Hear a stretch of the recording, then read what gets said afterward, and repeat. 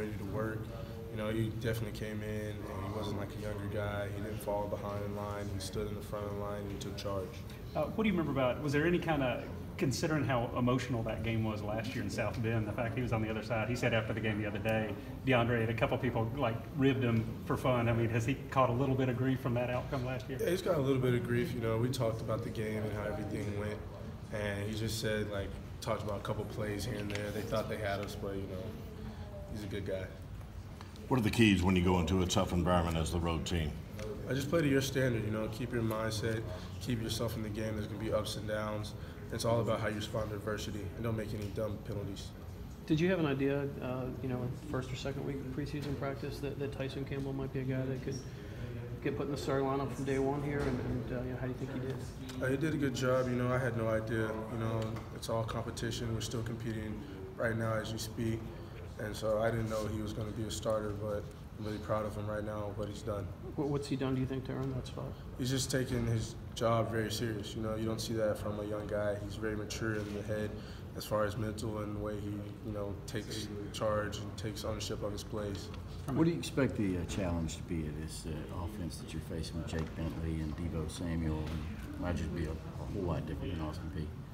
You know, they're an SEC team. You know, they kind of remind me of our team, what we have going on with the receivers and the running backs and the smart quarterback they have.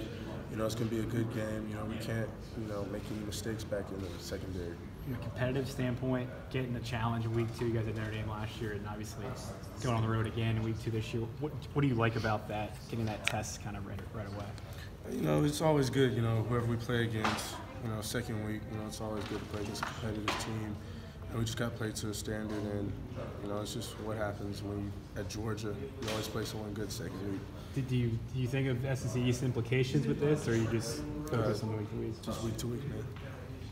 So you don't talk about the fact that whoever loses this game needs the other team to lose twice. I mean, if y'all were to lose, South Carolina would need to lose twice for y'all to. I think we leave that up to you guys. Okay. For you personally, kind of looking back a year ago, you know, now with a full year's worth of SEC experience, how much different do you feel, and how much more of a leadership role do you think you've been able to take so far? I'm more relaxed. You know, you know what to expect. You're not going into anything new. And so you always coach up the young guys like Tyson or any other young guys that might have a role in playing this year. You always tell them what to expect, what they need to look at, and now you know what you need to look at, what film you need to watch. And was there maybe a point last season where you realized like this was the right decision to transfer here, and maybe throughout the year